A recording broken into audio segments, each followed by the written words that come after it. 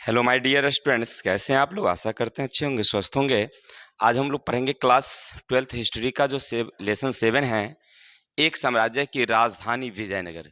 याद रखेंगे क्या है हमारी पाठ्य पुस्तक का चैप्टर, एक साम्राज्य की राजधानी विजयनगर। चलते हैं, थोड़ा सा पहले हम लोग पाठ परिचय देख लेते हैं, फिर हम लोग चलेंगे। पहले तो आप भारत के मैप को देखिए। भारत के मैप से आपको समझ में आएगी क्या है। देखिए, भारत का जो नक्शा है ना, ये दक्षिणी भारत है। याद रखें, भारत का क्या है, कौन सा हिस्सा है, ये दक्षिणी हिस्सा है। जहां आपने देखा होगा एक समय था जहां ये जो देख रहे हैं, ये नीला नीला करके, ये पूरा यहां से यहां तक, ये पूरा क्या था, विजयनगर साम्राज्य था। और इसकी एक राजधानी थी जिनका नाम था हम्पी। याद रखेंगे क्या नाम था, हम्पी। आज इन्हीं के बारे में हम लोग चर्चा करेंगे, ठीक है। एक बहुत ही, ये तो उत्तर भारत की, दक्षिण भारत की बात है। हम लोग उत्तर भारत में रहते हैं, बिहार में। तो बिहार में समृद्धशाली शक्तिशाली कई राज्य उदय हुए थे, जिनमें आपने पढ़ा था मगध साम्राज्य के बारे में पढ़ा था। इसके अलावे हस्तिनापुर के बारे में पढ़ा था, जहां महाभारत की युद्ध हुई थी, इन सब के बारे में। लेकिन दक्षिण भारत में ये साम्राज्य जो था ना, विजयनगर, बहुत ही बड़ा साम्राज्य था और इसकी शक्ति बहुत फैली हुई थी। यहाँ तक कि यह ना, यहाँ कुछ प्रदेश इसको भी घेर लिया था, यानी श्रीलंका तक इसका राज्य फैल गया था, एक समय ऐसा आया था। और इसकी बगल में ही ये जो देख रहे हैं बहमनी साम्राज्य, ये भी इसके बगल में था। इन सब के बारे में आज हम चर्चा करेंगे।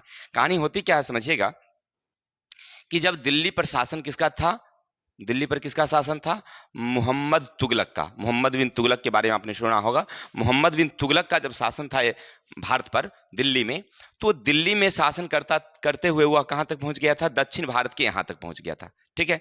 यहाँ हिंदू साम्राज्य भी था कुछ, और कुछ मुस्लिम साम्राज्य, सबको वह जीत करके अपने अंदर ले लिया था। यहाँ पर होता है, और इसी बीच क्या होता है कि कुछ लोगों को यहां से वह उठा करके ले जाता है। और बाद में उन्हीं लोगों में से एक व्यक्ति थे जिनका नाम था हरिहर और बुक्का। ये दोनों भाई थे जिन्होंने विजयनगर साम्राज्य की स्थापना की। उन्होंने स्थापना की, लेकिन आने वाले समय में ये धीरे धीरे धीरे धीरे काफी विकसित हुआ, काफी विशाल। इनके बारे में ऐसा लिखा जाता है कि यहाँ धन दौलत हीरे मोती से भरा हुआ, लोग ना हर एक अंग अंग में सोना पहनते थे, हीरा पहनते थे, इतना समृद्ध हो गया था। इसका व्यापार काफी उन्नत था। इन्हीं सब के बारे में आज हम लोग पाठ के बारे में चर्चा करेंगे। तो आप हमारी वीडियो को आराम से देखते रहिए। पार्ट में जितने भी ऑब्जेक्टिव सब्जेक्टिव क्वेश्चन आएंगे, सारे क्वेश्चन आपको वीडियो से मिल जाएंगे। बस आपको काम है केवल वीडियो को आप अच्छी तरह से देखते रहेंगे। चलते हैं हम लोग पाठ की तरफ, चलते हैं कि पाठ क्या कहता है, समझिएगा मेरे भाई। तो हम लोग पढ़ते हैं कि देखिए, यहाँ पर एक नदी है, याद रखेंगे। एक नदी जो आप देख रहे हैं, ये जो है, ये तुंगभद्रा नदी है। याद रखेंगे, ये जो नदी दिखाई पड़ रही है आपको, ये कौन सी नदी है, तुंगभद्रा, ये जो ब्लैक ब्लैक वाली है, ठीक है। और यहाँ पर जो देख रहे हैं, ये कृष्णा नदी है, ठीक है। देखिए, पाठ यहीं से शुरू होती है। ये जो देख रहे हैं, ये कृष्णा नदी है, और ऐसे करके ये ऐसे आती है, और ये नदी जो है वो तुंगभद्रा नदी है। दो नदियां हैं, याद रखेंगे। इन दो नदियों के बीच में एक जगह है, एक जगह है जिनका नाम है रायचूर दोआब। क्या नाम था, रायचूर दोआब। याद रखिएगा, परीक्षा में पूछता है कौन कौन। तो कृष्णा और तुंगभद्रा नदी के बीच एक जगह है जिनका नाम था रायचूर दोआब। ये काफी समृद्ध था, माने काफी उपजाऊ, काफी अच्छी जगह थी, क्योंकि दो नदियों के बीच का एक द्रोणी समझिए, बीच का भाग था, काफी उपजाऊ था। तो इस जगह के लिए ना, पहले दक्षिण भारत के जो पहले राजा थे, जिनमें राष्ट्रकूट थे, चोल, पांड्य थे, ये सारे राजा ना आपस में इस जगह पर अधिकार करने के लिए लड़ते रहते थे, माने संघर्ष चलती रहती थी। ये तो पहले की बात बता रहे हैं। अब क्या होता है, अभी वर्तमान जहां हम लोग पढ़ रहे हैं अध्याय के हिसाब से, तो बाद में क्या हुआ, इसी जगह पर अध्याय मतलब अपना अधिकार करने के लिए ये विजयनगर साम्राज्य और बहमनी साम्राज्य भी लड़ाई लड़ रहे थे बाद में। इससे पहले जो आपने अभी पढ़ा कि मोहम्मद बिन तुगलक जो आया था अधिकार करने के लिए, मेन जगह उसका यही था कि उसका स्कोप क्या था कि रायचूर दोआब जो है ना, बहुत उपजाऊ जगह है, यहाँ पर अच्छी खेती बाड़ी होती है, तो चलो वहां पर अधिकार किया जाए। इसी पर अधिकार करने के लिए उसने आया था, तो उसने आसपास के क्षेत्रों पर भी अधिकार कर लिया था, मोहम्मद बिन तुगलक। आज हम लोग इसी के बारे में पढ़ेंगे कि इस पर क्या क्या होता है घटना, उनके बारे में हम लोग देखेंगे। चलते हैं हम लोग पाठ की तरफ। होता क्या समझिएगा, विजयनगर राज्य की स्थापना कर, विजयनगर राज्य की स्थापना कैसे हुई, इनके बारे में देखते हैं। देखिए, कहानी है कि विजयनगर की राज्य की स्थापना संगम वंशी, याद रखेंगे कौन थे, संगम वंशी दो भाई थे जिनका नाम था हरिहर और बुक्का।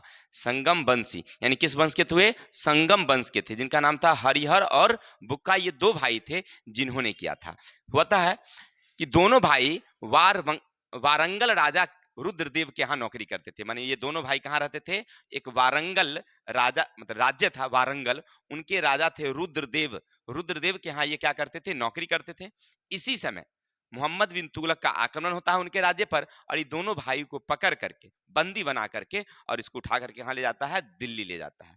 लेकिन दिल्ली में इसकी हिम्मत बहादुरी को देख करके मोहम्मद बिन तुगलक ने क्या किया? इन दोनों भाई को फिर से वापस, पुनः दोनों भाई को वापस छोड़ दिया, और इसको क्या बनाया? और दोनों भाई को कहा कि तुम जाओ, और जो दक्षिण भारत में, यानी कि जो वहां पर कर्नाटका है, कर्नाटका में जो विद्रोह चल रहा है, लड़ाइयां चल रही है, उसको दमन करने के लिए, शांत करने के लिए हरिहर और बुक्का दोनों भाई को रायचूर द्वाब पर सामंत बना करके भेजा। देख लीजिए, अभी वही बात आपने देखा कि रायचूर द्वाब, मेन उसका स्कोप था मोहम्मद बिन तुगलक को कि रायचूर द्वाब पर अपना अधिकार करना है। तो क्या करता है यही मोहम्मद बिन तुगलक जो है, ये दोनों भाई को पहले उठा के ले जाते हैं कहाँ? दक्षिण भारत, सॉरी ये दिल्ली। और दिल्ली से में फिर वो क्या करते हैं उनको, कि इसकी बहादुरी को देखता है, इसकी अच्छी बुद्धिमानता को देखता है, तो हरिहर और बुक्का दोनों भाई को कहता है कि हम तुमको रायचूर द्वाब का क्या बना देते हैं? सामंत बना देते हैं, और तुम जाओ वहां के युद्ध को शांत करो, विद्रोह को खत्म करो। चलिए, अब वो वापस आ जाता है फिर से कहाँ? अपने प्रदेश, यानी कि बारिंगल। जब वहां आता है तो वहां के जो इसके गुरु थे, गुरु का नाम याद रखिए, इनके गुरु थे जिनका नाम था माधव विद्यारण्य। याद रखिए उनके गुरु का क्या नाम था? हरिहर और बुक्का के गुरु का क्या नाम था? माधव विद्यारण्य। इन्होंने उनको उपदेश दिया, उनको बताया, किसको? हरिहर और बुक्का को, कि देखो तुम मुस्लिम संप्रदाय की तरफ से आए हो लड़ने के लिए, लेकिन तुम हिंदू हो, तो हिंदू राज्य की रक्षा करना तुम्हारा काम बनता है, इसलिए तुम हिंदू राज्य की स्थापना करो। देखिए, वो गुरु जो हैं कौन? माधव विद्यारण्य ने उनको उपदेश दिया, प्रेरणा दिया, किसको? हरिहर और बुक्का नामक व्यक्ति को। दोनों हरिहर और बुक्का दोनों राय थे, यानी कि वहां के राजा थे, माने लड़का थे। अब वो क्या करते हैं? गुरु से उपदेश लेने के बाद, यानी प्रेरणा लेने के बाद, वो क्या करते हैं? 1336 में विद्यानगर, जिनको बाद में विजयनगर कहा गया, राज्य की स्थापना की। ठीक है, यानी आए थे किसके तरफ से? मोहम्मद बिन तुगलक की तरफ से, लेकिन वह मोहम्मद बिन तुगलक का काम ना करके उन्होंने एक स्वतंत्र, वहां विद्रोह जो हुआ, विद्रोह में यह फायदा उठाया, और वह स्वतंत्र राज्य की स्थापना कर दिया, उसका नाम रखा विजयनगर। तो आपने देखा विजयनगर की स्थापना हो गई। चलिए, अब विजयनगर और बहमनी के बीच में युद्ध है, क्योंकि अभी तक आपने जो देखा, जो बहमनी है, आपने नक्शा में देखा, जो बहमनी राज्य, याद रखेंगे, ये जो बहमनी राज्य है, अभी भी यहाँ पर किसका अधिकार था? मुसलमानों का, यानी मोहम्मद बिन तुगलक का अधिकार यहाँ पर अभी था। लेकिन ये जगह जो था, ये किसके हो गए? हिंदू राष्ट्र हो गए। कौन राष्ट्र?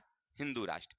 अब दोनों के बीच, क्योंकि एक मुस्लिम है और दूसरा कौन है? हिंदू है, तो दोनों के बीच में अभी लड़ाई शुरू हो जाती है। अब क्यों लड़ाई होती है, इसके बारे में हम लोग देखते हैं। देखिए, इन दोनों के बीच में, यानी कि विजयनगर और बहमनी के बीच में संघर्ष का क्या कारण था? नंबर एक, देखिए, दोनों क्या चाहते थे, क्योंकि जो उपजाऊ जगह थी, कहाँ का?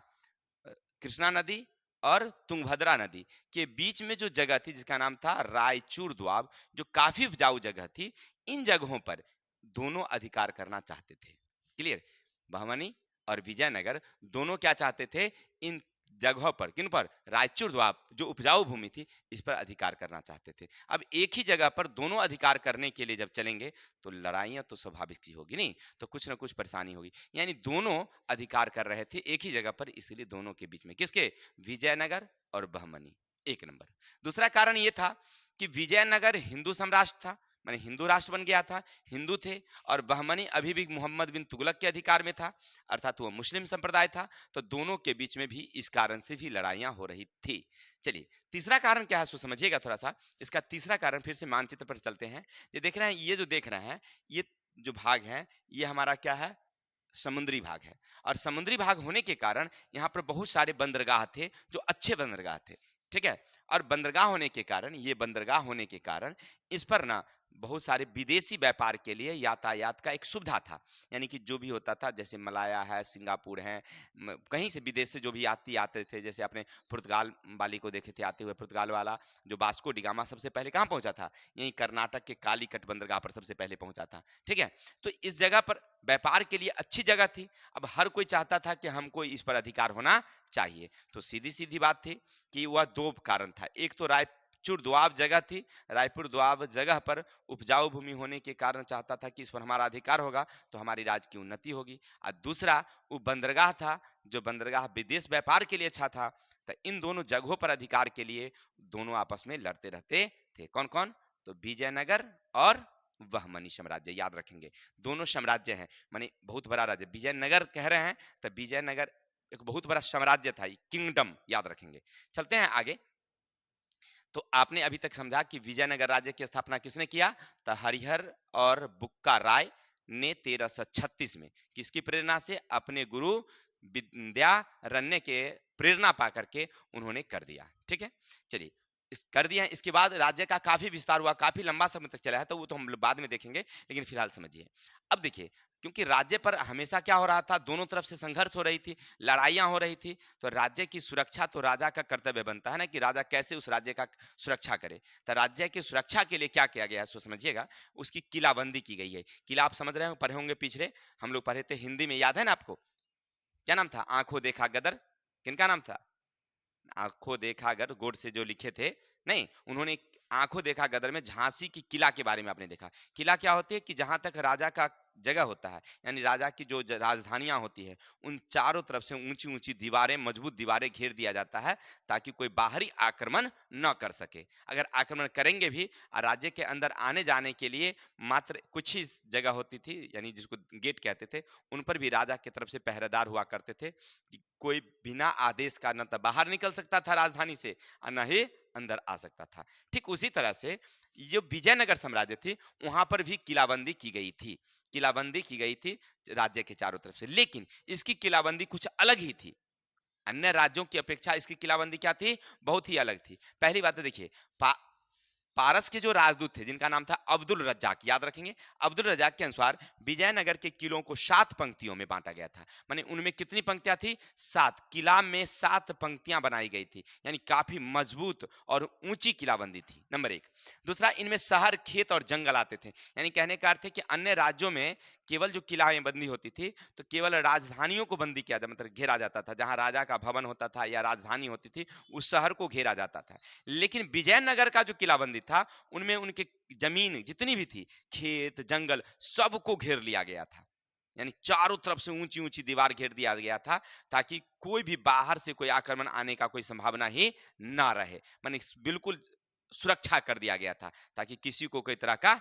चलिए, शहर के सबसे बाहरी घेरा जो राज्य के पहाड़ी से जुड़ा हुआ था, यानी कहने का अर्थ है कि घेरते घेरते यहां तक ले जाया गया जहां पहाड़ी शुरू होता था, पहाड़ तक ले जाया गया। समझिए, एकदम चारों तरफ से इसको क्लोज कर दिया गया, कि कोई बाहर से अब इन नहीं कर सकता था। ऐसे तो पहले क्या होता था कि जैसे मान लीजिए झांसी में भी आपने पढ़ा कि झांसी का किला जहां होता था तो किला के बाहर थे उनके शहर थे, उनके गांव थे, उनके खेत खलिहान थे, किला के बाहर होते थे। केवल राजा का जो घर था या राजधानी होता था, वही उसके अंदर में रहता था। नहीं, लेकिन यहाँ पर क्या होता है कि चारों तरफ से पहाड़ियों तक घेरा गया है, यानी खेत जंगल सारा कहाँ आ गया है? उनके किला के अंदर आ गया है, विजयनगर, यानी बहुत बड़ी उसकी किलाबंदी।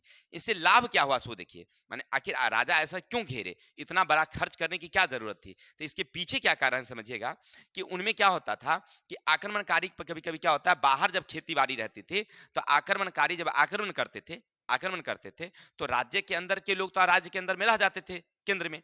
लेकिन बाहर आक्रमणकारी बाहर के फसलों को काट कर ले जाते थे या अन्य प्रकार के नुकसान पहुंचाते थे। अब विजयनगर में ऐसा नहीं होता था। विजयनगर में जब आक्रमण किया, मान लीजिए, तो विजयनगर में तो जमीन भी अंदर में है, अंदर तो कोई जाएगा नहीं। तब विजयनगर को इससे फायदा होता था कि आक्रमणकारी को कुछ भी हासिल नहीं होता था, माने उसका फसल भी उसको नहीं मिलता था। और राज्य को फायदा क्या होता था कि अगर आक्रमणकारी बाहर से अगर घेर भी ले, तो उन्हें अपनी दैनिक आवश्यकताएं राज्य के अंदर ही पूरा हो जाता था। राज्य के अंदर ही उनको सब कुछ मिल जाता था, खेती बाड़ी अंदर में, तो बाहर निकलने की जरूरत ही नहीं थी। यानी कहने का अर्थ है, इससे उसको आक्रमणकारियों को आत्मसमर्पण करने में बड़ी सुविधा मिलती थी। आसानी से वो जो है ना क्या करते थे, आराम से राज्य के अंदर सब लोग रहते थे, बाहर का आक्रमणकारी लौट जाते थे, कुछ उसको नहीं मिलता था। लेकिन हाँ, उससे थोड़ी सी हानि होती थी। क्या हानि होती थी कि वहां का जब खेती-बाड़ी अधिक विकसित था, ज़्यादा उन्नत होता था, तो राजा को फसल की सुरक्षा के लिए उन्हें प्राचीर तैयार करना पड़ता था। माने कहने का अर्थ है कि फसल को रखने के लिए बड़ी-बड़ी क्या कहते हैं उसको गोडाउन समझिए एक तरह से, उनको तैयार करवाना पड़ता था। तो कहने का अर्थ है कुल मिलाकर के आपने क्या देखा कि विजयनगर पर बहमनी साम्राज्य का जो आक्रमण हो रहा था, इससे बचने के लिए उन्होंने क्या किया था, चारों तरफ से किलाबंदी कर रखा था। ठीक है? चलिए, तो आपने अभी तक क्या समझा? पहली बात कि विजयनगर की साम्राज्य की स्थापना किसने किया?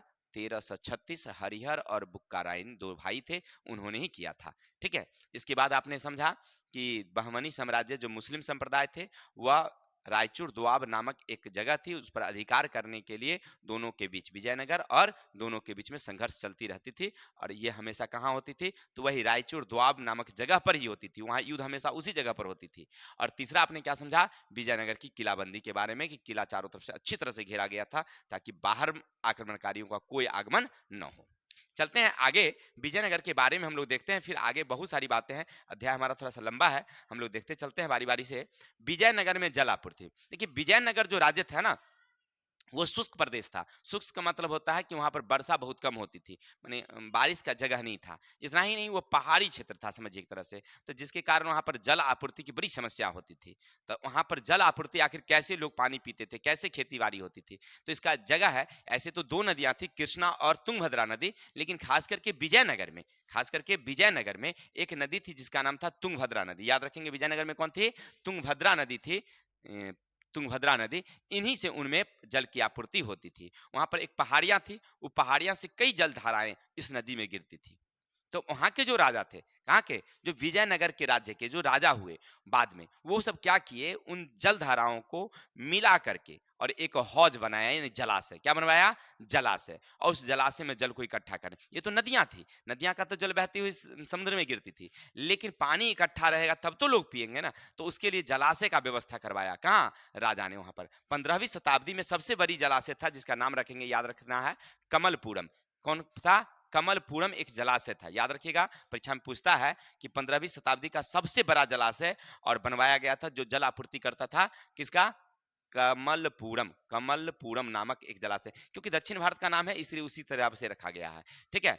अब चलिए, और इसका पानी जो है ना, पूरे राज्य में किसकी आपूर्ति में किया जाता था? पीने के रूप में, इस जलाशय का। क्लियर? तो तुंगभद्रा नदी से जल की आपूर्ति की जाती थी। अगर आपसे कोई पूछे कि भाई विजयनगर साम्राज्य में पानी की आपूर्ति कहां से की जाती थी, तो याद रखिएगा तुंगभद्रा नदी। क्या है नाम इसका? तुंगभद्रा नदी। दूसरा है, याद रखेंगे, वहां पर सिंचाई के लिए एक नहर था जिनका नाम था हिरिया नामक नहर। याद रखेंगे कौन नाम था? हिरिया नामक नहर था, जो उसके सिंचाई के लिए क्या होती थी? प्रयोग में लाई जाती थी, हिरिया। ठीक है? और ये किसने बनवाया था? तो बाद में कोई राजा बनवाया था जिसका नाम नहीं है, और इनमें भी पानी तुंगभद्रा नदी से ही आती थी। यानी वहां पर खेती बाड़ी के लिए जो सिंचाई का जो प्रबंध था, जो नहर बनवाया गया था, वो तुंगभद्रा नदी से ही बनवाया गया था। उसका क्या नाम था? हीरिया नहर। ठीक है ना? ये किसके ने बनवाया था? तो बाद में बनवाया था, यानी ये सुंग वंश के राजा नहीं थे, वो बाद में राजा थे जिनका नाम था कृष्णदेव राय, उन्होंने बनवाया था। और कितना दूर था जानते हैं? ये तुंगभद्रा नदी से 15 किलोमीटर दूर नहर था, और उस नहर में पानी किससे जाती थी? पाइप के द्वारा भेजा जाता था। तब नहर से फिर जाती थी कहां तक? पूरे राज्य में फैलती थी, फिर उसे सिंचाई लोगों करते थे। तो आपने क्या देखा कि वहां पर जल की आपूर्ति के लिए दो व्यवस्था, पीने के लिए जलाशय हौज, जिसमें कमलपुरम नामक एक जलाशय सबसे बड़ी जलाशय जो ज्यादा प्रसिद्ध रही, और दूसरा था हिरिया नामक नहर जिससे खेत की सिंचाई होती थी। अर्थात वहां पर खेतों की सिंचाई और पीने की पानी के लिए तुंगभद्रा नदी का लोग उपयोग करते थे। देखेंगे कृष्णदेव राय पहाड़ियों के मुख्य विवर पर एक जलाशय का निर्माण करवाया जिससे पहाड़ी से जल उतरता था। यानी कृष्णदेव राय उस राज्य का सबसे प्रसिद्ध राजा रहे, यानी कि उस राज्य का, पूरे की विजयनगर राज्य का सबसे प्रसिद्ध राजा। राजा तो कई हुए, लेकिन उनमें सबसे ज्यादा प्रसिद्ध राजा कौन रहे थे? कृष्णदेव राय, जो काफी प्रसिद्ध रहे। उन्होंने अपने समय में एक नहर जलाशय बनवाया, जो कहा था? पहाड़ी के मुख्य विवर पर, जहां पर से पहाड़ी उतरती थी ना, वहां पर बनवाए। इसके बाद उन्होंने नहर के लिए पाइप का भी व्यवस्था किया था, और जलाशय के निर्माण के राजा ने पहाड़ी को तुड़वा दिया था। यानी जलाशय के निर्माण के लिए जो वहां पर पहाड़ियां थी, वो पहाड़ी को तुड़वा करके जलाशय का निर्माण करवाए थे। अर्थात आपने अभी तक क्या देखा कि राज्य में जल आपूर्ति, आपसे पूछेगा परीक्षा में कि राज्य में जल आपूर्ति की व्यवस्था क्या थी, तो लिखेंगे राज्य में जल आपूर्ति की व्यवस्था के लिए तुंगभद्रा नदी से एक जलाशय का निर्माण किया गया था जिसका नाम था कमलपुरम, और इसमें जल इकट्ठा होते थे और इसी से लोग जल पीने का प्रबंध पूरा किया जाता था। दूसरा था हिरिया नामक नहर, नहर में तुंगभद्रा नदी से ही पानी आती थी, इससे राज्य में सिंचाई का प्रबंध किया जाता था, लोग सिंचाई के लिए जाते थे। क्लियर है? अभी तक आपने यहां तक समझा। आगे चलते हैं विजयनगर की सामाजिक व्यवस्था। आपने अभी तक देखा कि विजयनगर नाम बहुत प्रसिद्ध, बहुत ही इसको ना एक मतलब हेरिटेज माने कि उसको समझिए विश्व धरोहर के रूप में इसको घोषित किया गया है। राज्य को क्या बनाया गया है? विश्व धरोहर, यूनेस्को ने किया है। वो हम आगे देखेंगे, फिलहाल समझिए कि इतनी प्रसिद्ध राज्य हैं तो यहाँ की सामाजिक व्यवस्था कैसी थी, लोग कैसे थे वहाँ के, इनके बारे में देखते हैं। देखिए यहाँ कहता है वर्वोशा नामक जो विदेशी यात्री थे उन्होंने क्या लिखा है, यहाँ सामान्य लोगों की स्थिति अच्छी नहीं थी। यानी कहने का अर्थ है कि राज्य तो बहुत विकसित था, राज्य में धन दौलत की कमी नहीं थी, लेकिन जो सामान्य लोग थे, गरीब लोग थे, उनकी स्थिति अच्छी नहीं थी। फिर उन्होंने कहा कि उनका आवास कच्चा परंतु मजबूत था। माने वो लोग जो थे, कौन, जो गरीब लोग होते थे, वो उनका आवास कैसा था? कच्चा था और लेकिन मजबूत थे। कच्चा का मतलब समझिए कि मिट्टी के घरों में वो लोग रहते थे, लकड़ी के घरों में रहते थे, लेकिन वो मजबूत होते थे। ठीक है। समाज में ब्राह्मणों का स्थान बहुत ऊंचा था और मुफ्त में जमीन प्राप्त करते थे और वे मांस नहीं खाते थे। यानी कहने का अर्थ है कि समाज में वहां पर ब्राह्मण जो थे, ब्राह्मणों की स्थिति बहुत ही अच्छी थी। ब्राह्मण को ऊंचा ऊंचा पद था। राज्य में जितने ऊंचे ऊंचे पद होते थे ना, वो किनको मिलता था? ब्राह्मणों को। ब्राह्मणों को मुफ्त में जमीन राजा की तरफ से मिलता था, उन्हें कर नहीं देना पड़ता था, माने किसी तरह का टैक्स नहीं। यानी समाज में किसकी स्थिति अच्छी थी? ब्राह्मणों की। इसके अलावे यज्ञ में ना बलि प्रथा का प्रचलन था, याद रखेंगे। वहां पर ना वे लोग मांस नहीं खाते थे, ध्यान देंगे। कौन? ब्राह्मण जो है मांस नहीं खाते थे, लेकिन अन्य लोग जो दूसरे लोग थे, दूसरे जाति के लोग थे, वो लोग मांस खाते थे। वहां पर तरह तरह के पशुओं के भी मांस बिकते थे, बिल्ली के मांस बिकते थे, कछुआ का मांस बिकते थे, तोता का मांस, यानी पक्षियों का मांस बिकता था, तरह तरह के मांस बिकते थे। तो वहां के लोग मांस खाते थे, लेकिन ब्राह्मण लोग मांस नहीं खाते थे, याद रखेंगे। और उस यज्ञ में बलि प्रथा का प्रचलन था, यानी हिंसा का व्यवस्था वहां पर थी, हिंसा होती थी, कहने का अर्थ है। चलिए, तो समाज में आपने ये देखा, और सामान्य लोगों की स्थिति क्या थी? अच्छी नहीं थी। आगे है, समाज में अलग अलग लोग अलग अलग मोहल्लों में रहते थे, यानी समाज में भेदभाव, अलग अलग लोग अलग अलग मोहल्लों में रहने का मतलब अलग अलग जाति के लोग थे और अलग अलग रहते थे, अर्थात उनको कहता उसको भेदभाव। समाज में क्या था? भेदभाव था, ऊंच नीच की भावना, जाति पाति की भावना, ये सब भेदभाव वहां पर था कि हाँ, समाज में। वहां पर चलते हैं, समाज में स्त्रियों को अच्छा सम्मान था, माने स्त्रियों को अच्छा था, लेकिन उनके साथ भी भेदभाव होता था, वो आगे देखेंगे। देखिए, स्त्रियों को अच्छा माना जाता था, उन्हें आत्मरक्षा के लिए युद्ध अभिशाप मतलब सिखाया जाता था। उन्हें ना मैंने आत्मरक्षा के लिए लड़कियों को, जो स्त्रियां थी, उनको युद्धाभ्यास करवाया जाता था, सिखाया जाता था, जिसको अपने नहीं कहता है देहाती सा में जूरा कराटा, नहीं तो युद्ध के लिए लड़कियों को सिखाया जाता था कि अपनी सुरक्षा वो खुद कर सके। साथ ही साथ स्त्रियां कुश्ती, संगीत, कला इत्यादि में निपुण थी। वहां की जो स्त्रियां होती थी वह कुश्ती भी लड़ती थी, संगीत भी, अन्य प्रकार की कला, माने स्त्रियों को बाहर निकलने की पूर्ण स्वतंत्रता थी। साथ ही साथ देखिए, स्त्रियां सामाजिक, आर्थिक, राजनीतिक गतिविधियों में भाग लेती थी। यानी कि स्त्रियां ना राजनीतिक में भी भाग लेती थी, राजनीतिक यानी राज्य के अंदर भी क्या होती थी? लड़कियां रहती थी, स्त्रियां रहती थी। उन्हें आर्थिक क्रियाकलाप यानी व्यापार में भी वह काम करती थी। साथ ही ये सामाजिक काम, यानी अभी आपने क्या देखा, संगीत कार्यक्रम करती थी, मतलब नृत्य कला करती थी, ये सब करने का काम, यानी कि स्त्रियों का बाहर निकलने की पूर्ण स्वतंत्रता थी विजयनगर राज्य में। लेकिन फिर भी वहां पर बाल विवाह, बहु विवाह, दहेज प्रथा और सती प्रथा का प्रचलन था। स्त्रियां स्वतंत्र थी, अपनी आत्मरक्षा के लिए उन्हें अन्य प्रकार के युद्धाभ्यास सिखाए जाते थे, लेकिन साथ ही साथ उनको अन्य प्रकार का भी सामना करना पड़ता था समस्या। कौन? तो सबसे पहले बाल विवाह। देखिए, वहां पर बाल विवाह प्रचलन था। बाल विवाह समझ रहे हैं ना, कि छोटे उम्र में उनकी शादी कर दिया। बहु विवाह, बहु विवाह का मतलब एक पत्नी होते हुए भी लोग ज्यादा विवाह कर सकते थे। अब ऐसी स्थिति में लड़कियों को समस्या होती है ना, कि अगर एक स्त्री है और दूसरी स्त्रियां उन पे आ जाती है, तो फिर दोनों के बीच में समस्याएं खड़ी हो जाती है, बहुत सारी कठिनाइयां। ये व्यवस्था वहां पर बहु विवाह प्रथा जो थी, ये बहुत गलत थी।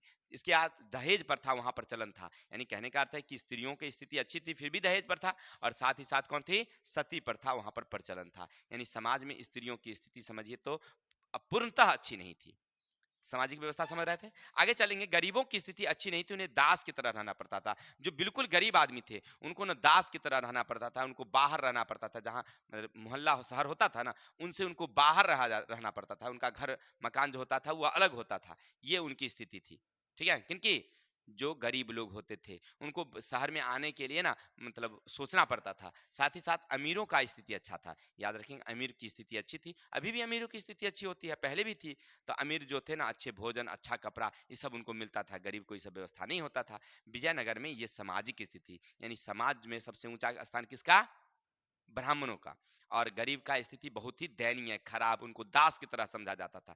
दास समझिए, स्त्रियों की स्थिति भी अच्छी नहीं थी, लेकिन फिर भी सामाजिक स्थिति में स्त्रियां के साथ भेदभाव होता था, जिसमें बाल विवाह, दहेज प्रथा, ये सब प्रचलन था। लेकिन स्त्रियां घर से बाहर निकलती थी, अन्य नृत्य, कला, संगीत इत्यादि में भाग लेती थी। तो आपने क्या देखा? विजयनगर राज्य की सामाजिक व्यवस्था, माने समाज में उस तरह किस तरह का व्यवहार उसके साथ होता था। चलते हैं आगे, हम लोग पढ़ते हैं विजयनगर साम्राज्य का व्यापार के बारे में देखते हैं। हम लोग पढ़ते हैं कौन? विजयनगर साम्राज्य के व्यापार के बारे में, कि उनका व्यापार कैसा था, ध्यान देंगे। चलते हैं, विजयनगर साम्राज्य का जो व्यापार था,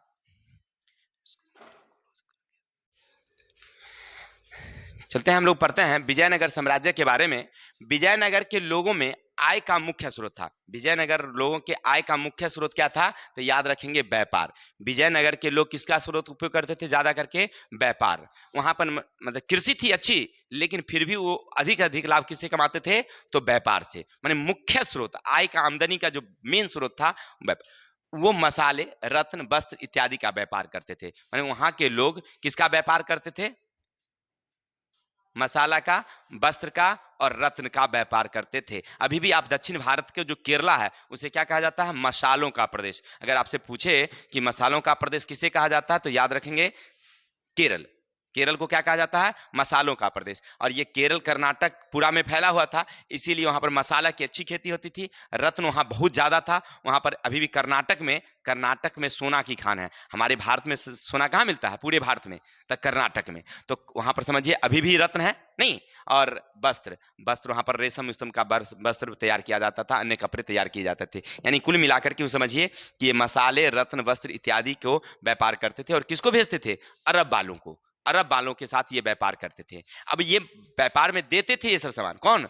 मसाला, रत्न और आभूषण, ये वस्त्र इत्यादि देते थे। और वहां यहाँ से वहां देते थे ये सब, और वहां से मंगवाते क्या थे? तो युद्ध के लिए जो घोड़ा चाहिए उनको, यानी कि जो विजयनगर राज्य के लिए लोगों को जो घोड़ा चाहिए, ये अरब वाले का घोड़ा जो था बहुत ही अच्छा आकर्षक घोड़ा, तो वह सुंदर घोड़ा, और मध्य एशिया के जो थे देश, उनके साथ जो घोड़ा था वो खरीदना चाहते थे। यानी इधर से ये लोग क्या भेजते थे? मसाला, रत्न, आभूषण, वस्त्र इत्यादि भेजते, चावल भेजते थे। उधर से क्या लेते थे? तो वे घोड़े लेते थे, हाथी लेते थे, खरीदते थे उनके साथ। किसके साथ? अरब के साथ। अब व्यापार इनका अच्छा चल रहा था। इसी समय आगमन किसका होता? सुनिएगा थोड़ा सा, यहाँ स्थानीय व्यापारी को याद रखेंगे, यहाँ पर थोड़ा सा, कुदिरई चड्डी। स्थानीय लोगों को, व्यापारी जो थे उसको क्या कहा जाता है? कुदरई चट्टी। जैसे नहीं अपने गांव में व्यापारी होता है, तब व्यापार करने के लिए हम लोग जाते हैं, मान लीजिए आपसे सामान खरीदे, फिर दूसरे देश को, दूसरे जगह को दिए, फिर वहां से हम सामान खरीद के लाए तो आपको दिए, नहीं दिए। ये व्यापारी जो स्थानीय व्यापारी है हमारे यहाँ, तो वहां पर जो व्यापारी थे उसको क्या नाम था? कुदिरई चड्डी। क्या कहते थे? कुदिरई चट्टी। और वहां पर स्थानीय भाषा में उसे क्या कहा जाता था? घोड़े के व्यापारी। उनको क्या कहा जाता था? घोड़े के व्यापारी। और इधर वाले को क्या कहा जाता है? मैंने वहां की भाषा में क्या कहा जाता था? कुदरई चट्टी कहा जाता था। ठीक है, ये लोग घोड़ा खरीदते थे, इसलिए घोड़े के व्यापारी कहा जाते। विजयनगर मसाले, वस्त्र, रत्न का बहुत बड़ा बाजार था। मैंने विजयनगर पूरा साम्राज्य जो था ना, ध्यान देंगे, विजयनगर साम्राज्य जो थे पूरे मसाले, वस्त्र, रत्न का बहुत बड़ा बाजार। इसी बाजार को देख करके, ध्यान देंगे, इसी बाजार को देख करके 1498 में भारत में पुर्तगालों का आगमन हो गया। आपने देखा 1498 वास्को डिगामा कालीकट के बंदरगाह, कालीकट के, केरल राज्य के कालीकट बंदरगाह पर पहुंचा था सबसे पहले। कहां? 1498 वास्को डिगामा, जो कहां का था? पुर्तगालवासी। जब वो आया तो वहां पर देखा कि बहुत बड़ा बाजार है ये, किसका? रत्न का, वस्त्र का और मसालों का। तो ये वहां पर आए और व्यापार करना शुरू कर दिए, और व्यापार के रूप में बेहतरीन तकनीक और सामरिक तकनीक बंदूक के साथ ये प्रवेश किए राजनीतिक में। यानी कहने का अर्थ है, आए तो व्यापार करने के लिए, जब व्यापार करने के लिए आए तो ये इनके पास, किनके पास, पुर्तगाल वासियों के पास एक बहुत बेहतरीन सामरिक शक्ति थी और तकनीक व्यवस्था थी। तकनीक का मतलब समझिए यंत्र व्यवस्था, उसके पास अच्छा अच्छा यंत्र था। नहीं बताए थे कि जब भारत का खोज हुआ, क्लास 9 में पढ़े होंगे, वास्को डी गामा जब आया जमोरिन राजा के यहाँ, जमोरिन राज्य में जब उतरा था, वहां का राजा था जमोरिन, कालीकट बंदरगाह का। तो जब उतरा तो राजा उसको स्वागत किया, और रोज क्या करता था, स्टीमर पर चढ़ा लेता था, नाव पर, और खूब हुरहुरा करके समुद्र में घुमा करके 4 बार ले आता था। राजा रानी खुश, राजा रानी खुश थे, अरे वाह बहुत अच्छा ये जहाज है, एकदम उड़ा देता है जहाज को, हमरा आर का नाव तो बड़ा धीरे धीरे चलता है। बड़ा खुश हो जाता था वो, नहीं खुश होता था, इसीलिए उसको रखा था अपने राज्य में। चलिए, तो आपने क्या देखा कि बेहतरीन सामरिक तकनीक लेकर के, और साथ में बंदूक के प्रयोग। अभी तक हम लोग बंदूक का प्रयोग नहीं जानते थे, पहली बार पुर्तगालवासी हम लोगों के यहाँ बंदूक लेकर के आए। अब देखिए, बंदूक जब लेकर के आएगा तब बंदूक तो समझ रहे हैं ना क्या होता है, जान लेने वाला होता है।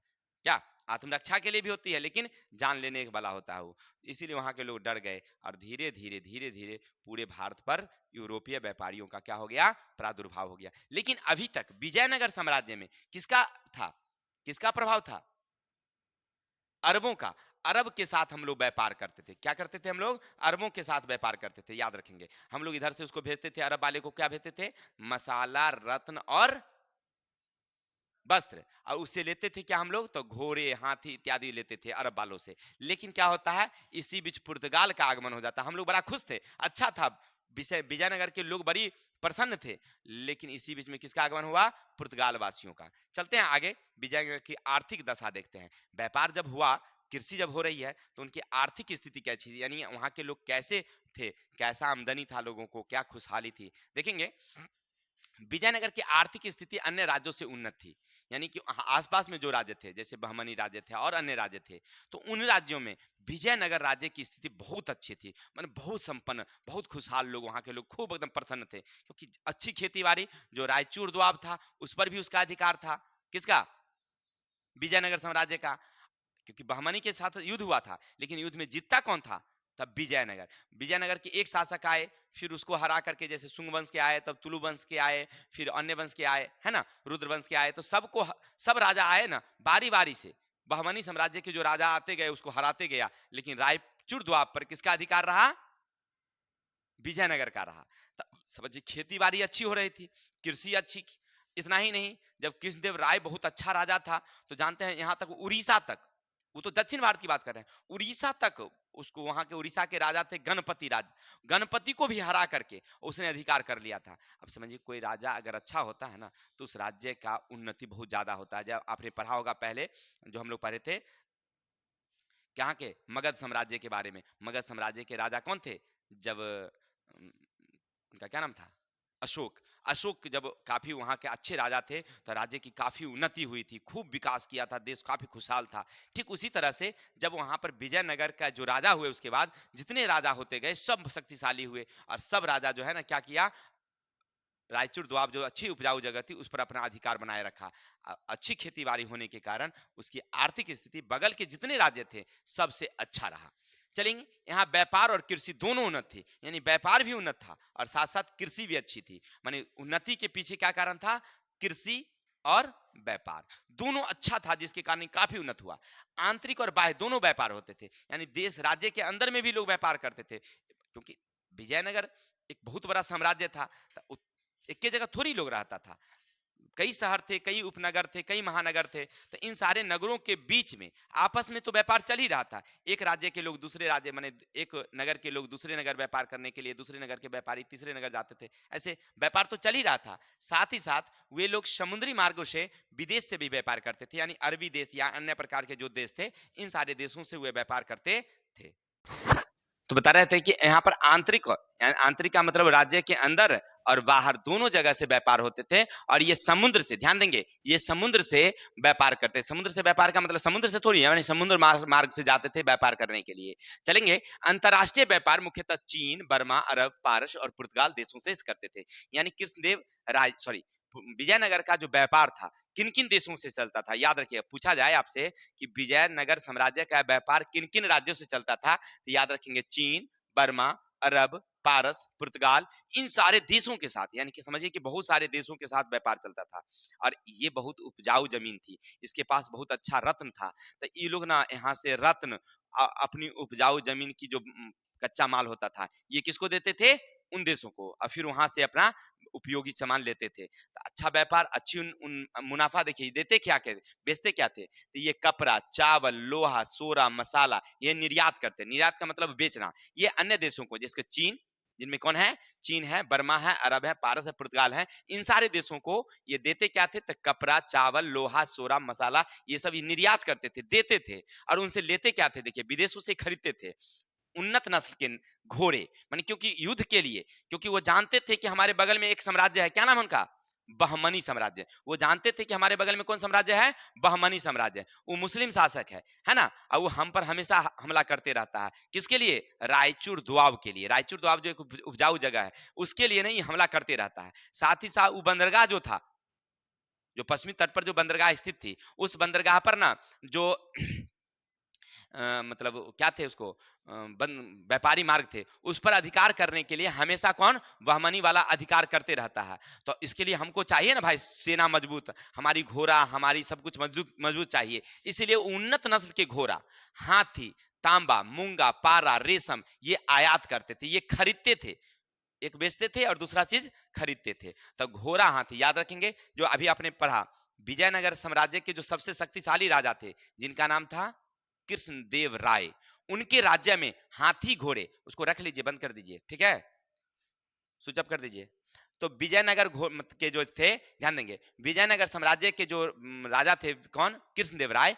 तो कृष्णदेव राय के घोड़े और हाथी इस सेना में बहुत तायत मात्रा में थे। उनकी सेना विशाल थी। अब देखिए, जितनी बड़ी सेना उतनी बड़ी घोड़े, उतनी बड़ी हाथी। और पहले तो घोड़े हाथी से लड़ा जाता था। जिसके राज्य में ना, जो राजा के पास ना अच्छा नस्ल का घोड़ा और अच्छे नस्ल के हाथी हुआ करते थे, वो काफी शक्तिशाली होते थे। जैसे आपने देखा, पढ़ा होगा कि हमारे राजा अशोक के बारे में, नहीं, उनके पास ना अच्छी नस्ल की घोड़ा हुआ करती थी, जो युद्ध में हाथी बहुतायत मात्रा में होती थी, तो युद्ध जीतने में आसानी होती थी। ठीक है, तो कृष्णदेव राय के राज्य में वे लोग कहां से लाते थे, तो अरब वालों से। कहां से लाते थे, अरब वालों से अच्छे नस्ल के घोड़ा और हाथी। अरब से नहीं, मध्य एशिया के अन्य देश थे जिनसे भी वे व्यापार करते थे, जिनसे वे लोग खरीदते थे। क्लियर है। तो आपने क्या देखा कि उनका व्यापार काफी अच्छी थी, आर्थिक स्थिति। यहाँ अनेक उत्तम बंदरगाह थे, माने बंदरगाह बहुत अच्छा था व्यापार करने के लिए। जो बंदरगाह होती है ना, विदेश व्यापार करने के लिए हमें चाहिए हमारी नाव जहां रुक सके आसानी से, उसके लिए हमारे यहाँ बंदरगाह बहुत अच्छा।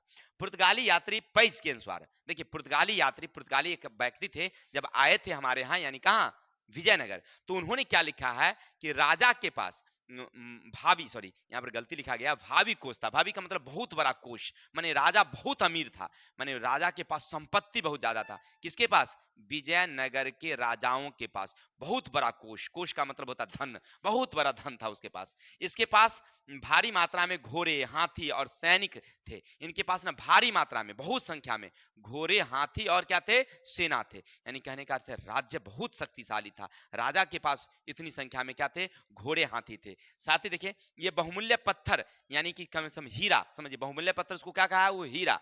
हीरा जो है वो बहुमूल्य पत्थर की बहुत मात्रा में उपलब्ध थे यहाँ पर। बहुत, यानी कहने का हीरा का यहाँ खान था। विजयनगर साम्राज्य की समृद्धि का एक बहुत बड़ा स्रोत क्या बताया उसने, हीरा।